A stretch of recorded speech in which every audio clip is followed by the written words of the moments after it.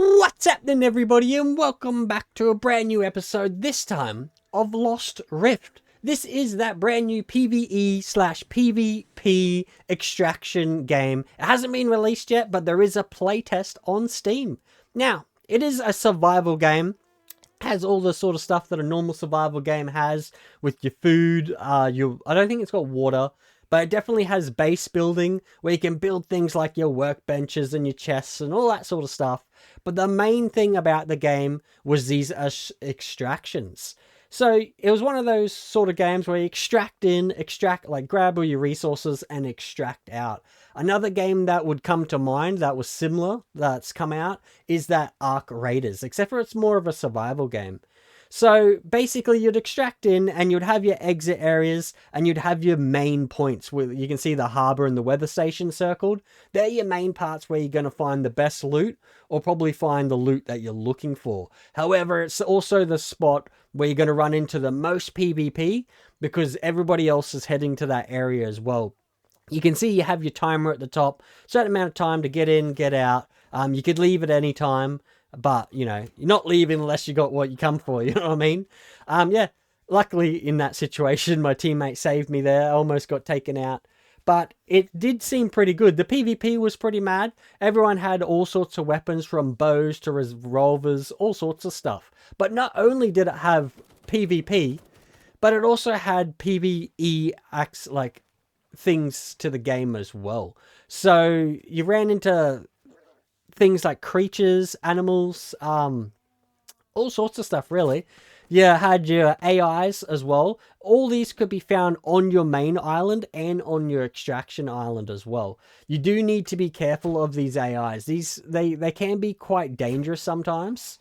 I've just found that, yeah, like this lad here, he had a crossbow, and with one shot, you know what I mean? He straight headshot near took me out. Luckily I had my teammate there, otherwise I would have been a goner in that situation. Would have been a goner. But the game starts off, it seems like you come off like this burning cruise ship or something like that in the middle of a storm. I loaded up on the beach, started to gather some resources, and before I knew it, they told us to investigate the mysterious tower up on the mountain. So we headed up onto the mountain.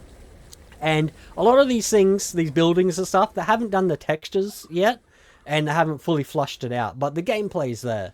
So it did tell us to meet the lad down on the eastern beach.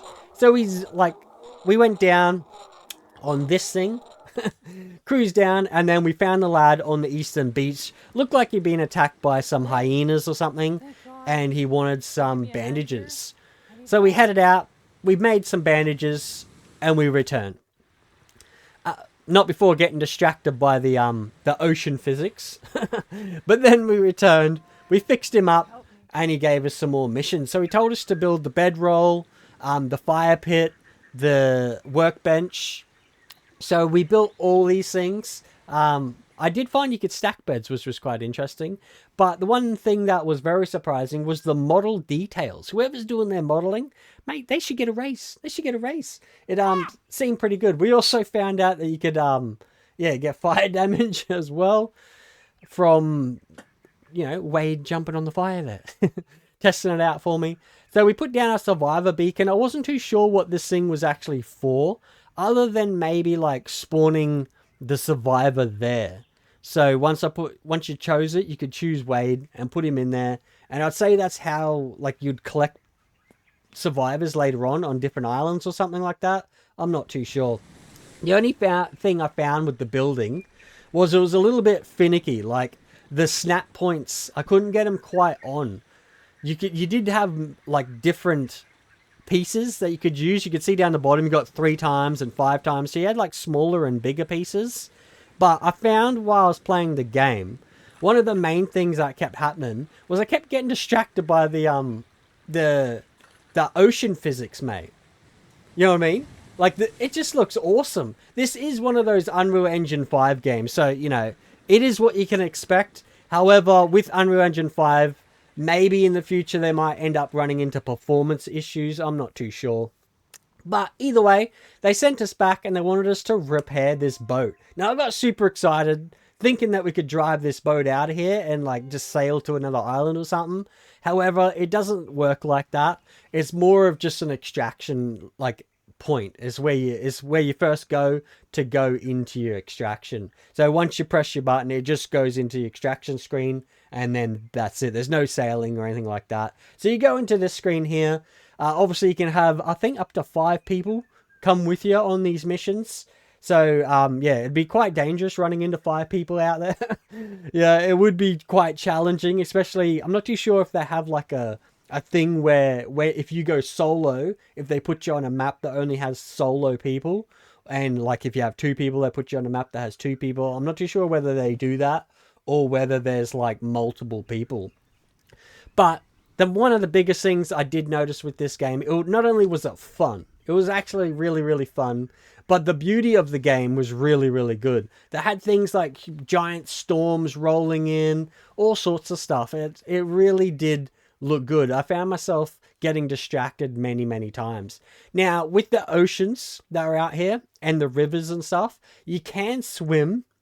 However, I don't think they really want you swimming around. So when you swam out, you had like a stamina that would drop pretty rapidly, and then your health would start dropping. So I really don't think they wanted you swimming.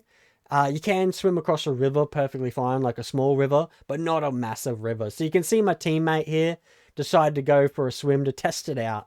And yeah, didn't work out too well. He did manage to survive, but like he made it back in from there. But just from that distance swimming in was, it nearly took out half your health.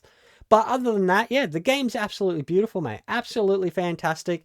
And I think a lot of other games may actually learn from this game itself. So you might see a wave of these style games. Because one of the things I found was that a lot of the other survival games, you have a problem of going to the island and then having to or going to your place and then having to build and constantly come onto your map all the time to stay building. Where I find if they could do this correctly, you could find that you won't have to keep logging in to your survival game all the time. You know what I mean? Because you only have to, because you're the only one on the world, you could just save it and then it'll be fine, mate. It'll be fine. You know what I mean? You know what I'm saying? Like a lot of other games, survival games, I could see where it could fix those problems that you have. You know, when you go into a game and people are way further ahead and then you jump in there and you're way behind and there's no way to catch up to where they are. This is why games like Rust do so well, is because they keep wiping the map like every week. So everybody's even. And when you go into it, unlike games like Ark, where you go in and people have been on there for months and they're way ahead and they attack you and, you know, that sort of thing. So I could see a massive future in this style of survival games, being that if they did it correctly, they could do it in a way where it was just, yeah, your own